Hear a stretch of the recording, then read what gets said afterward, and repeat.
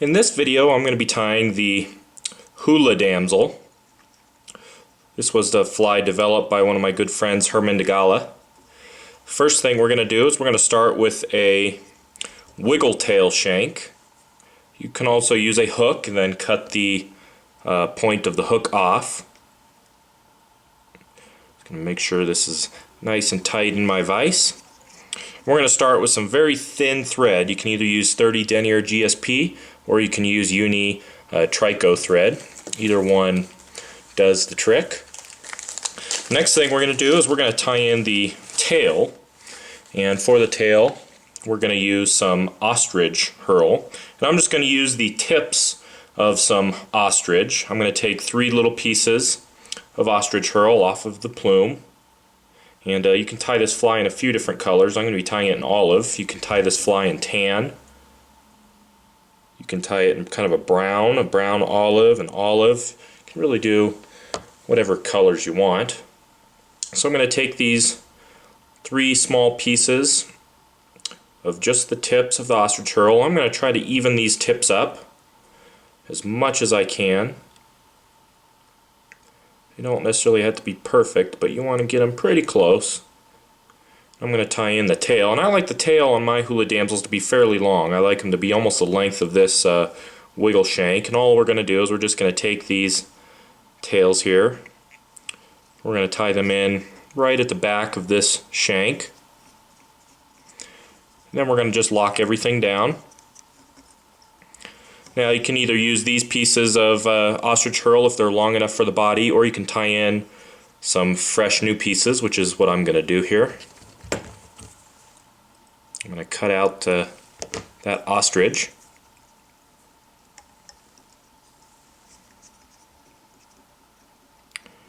Then I'm going to tie in a little bit of olive midge tubing or small D rib. Not exactly sure which one Herman uses, but either will give the same effect on the fly.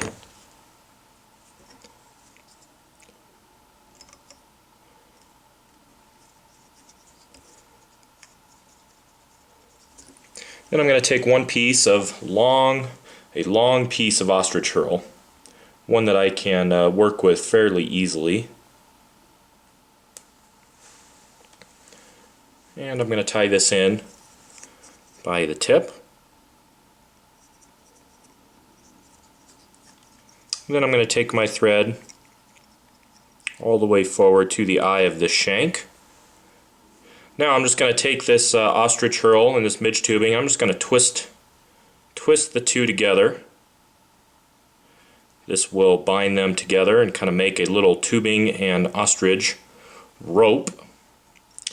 Then all I'm going to do is I'm going to take this tubing, I'm just going to wrap forward onto the shank with it. I gotta just make sure I twist this every once in a while.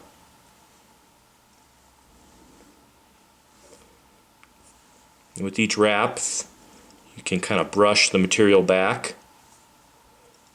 All we're looking for is a little bit of a spiky body with a hint of kind of that midge tubing sheen.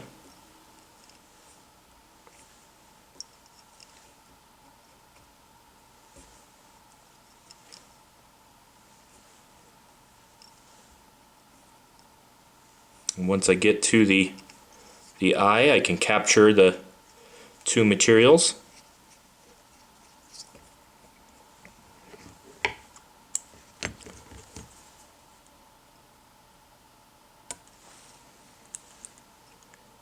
Trim it all out.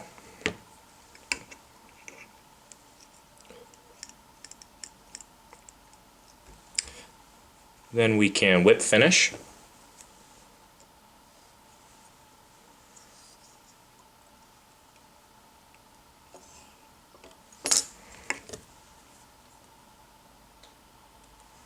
Now we're ready for the front portion of the fly. And then what you can do at this point is, if you have a little bit of that shank left, you can take some wire cutters. You can just get in there as close as you can. Just give it a little trim. Try not to trim your thread.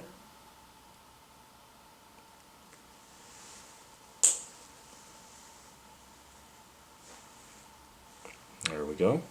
We essentially have a little back half of the Hula Damsel finished. Now the next thing to do is to tie the front half of the fly. For this we're going to take a 24.99 SP hook, put that in our vise. I'm going to add a little bead to the hook. This will add just enough weight to the fly to help it just kind of sink below the surface. Then we're going to start our thread just behind the eye of the hook. Let me zoom in here for you. Now we're ready to make our eyes. I'm going to take a little small chunk of 16-pound or 12-pound monofilament. I'm going to put it in a pair of Hackle pliers. Then I'm just going to burn the ends.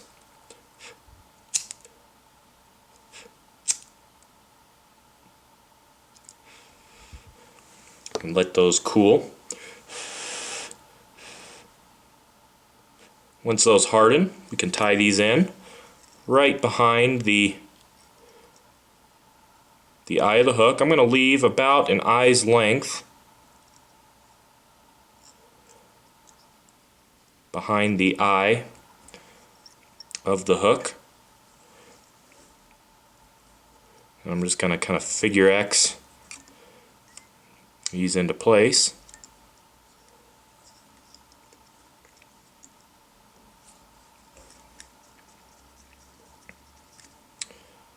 And we can take that bead and we're going to slide the bead forward. I'll take a couple wraps. I'll just jump right behind that bead and take a couple wraps. Now the next thing to do is we're going to take a little bit of 3X monofilament or fluorocarbon.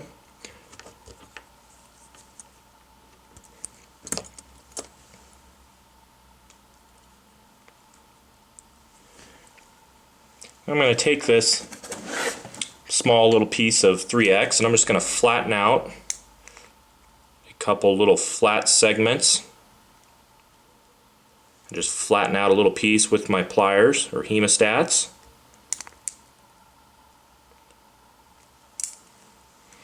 This will kind of make it mesh up together very nicely. Then all I'm going to do is just take this little piece here and I'm just going to tie it in right on top of the shank of the hook. Nice and tight. Now we're just going to take our tail section. I'm just going to thread it up through the eye.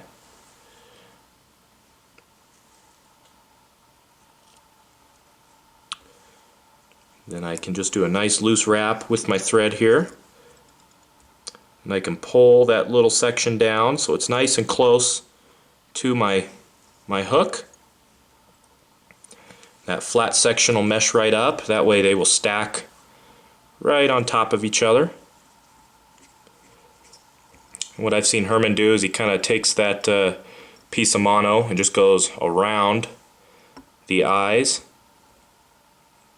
and the bead, and that'll kind of help lock it into place.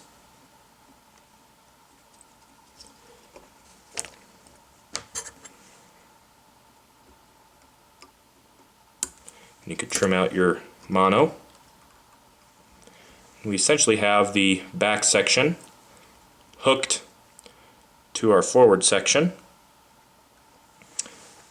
Now we're ready for the casing. For the casing we're just going to use a little bit of medallion sheeting. I'm just going to use some olive to match the color of the fly. I'm just going to tie this in right on top of the shank, and I like it to be about 1/8 to 1/4 inch wide. And I'll kind of cut a little V-notch into it.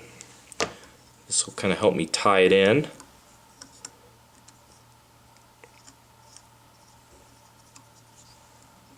I want to make sure I'm all the way back to the back of the fly. This is kind of where the point where the GSP thread or the Trico thread comes in handy, because we're doing a fair amount of wraps. We don't want it to build up too fast. Now I'm just going to take a piece of olive CDC, and you can either use this in a dubbing loop, or you can do what I'm going to do is I'm just going to collar it or wrap it around the shank of the hook. Kind of saves you the hassle of making the dubbing loop. I'm just going to tie it in by the tip. And I'm just going to take this CDC.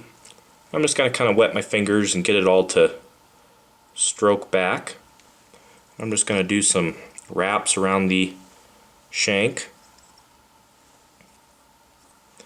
I want to make sure the CDC kind of stands out from the shank here.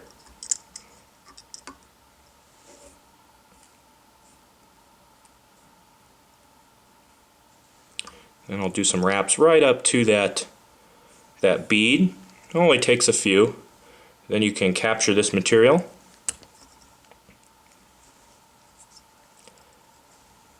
Trim out the excess. Get in there nice and close. And I'll just pull all those fibers back very carefully here. Then I'll take my thread and I'll jump just to in front of those eyes. And I'm going to take this piece of medallion sheeting. I'm going to pull it forward, right in between the eyes.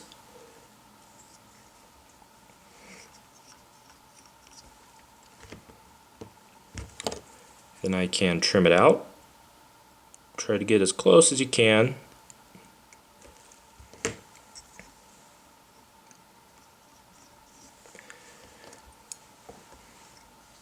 Then we can whip finish.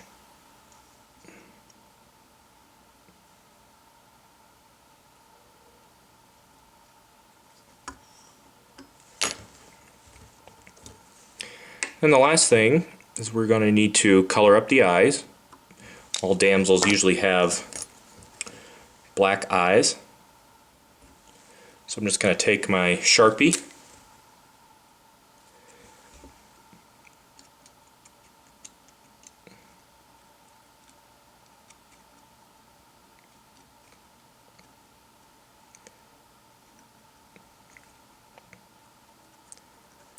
color up those eyes, make them black.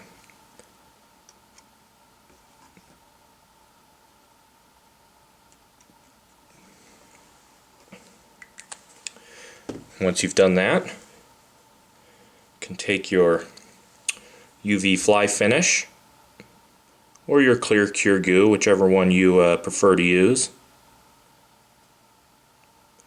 Just going to get it going here. I don't want it all to come flying out too fast. I'm just going to do a little dot right on the end of it. Do the same on the other eye.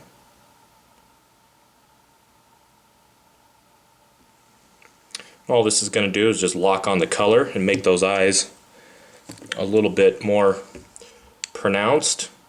Then I hit it with my curing light or my laser. Once we have the eyes locked in, I'm just going to wet my fingers. I'm just going to slide all this CDC down just a little bit so it stays out of the way. I'm going to do a nice little kind of epoxy or bubble back on the fly.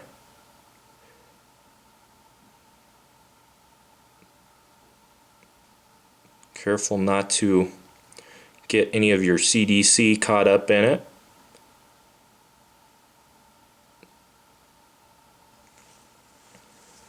And again, take your laser or your curing light.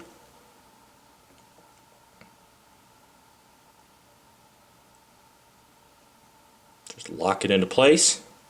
If you like a little bit more of a pronounced back, you can do 2 coats.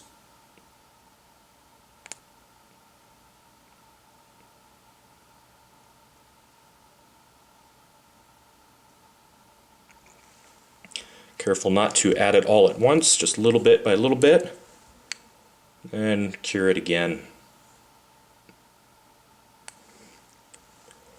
You can see that tail's just flopping around on me.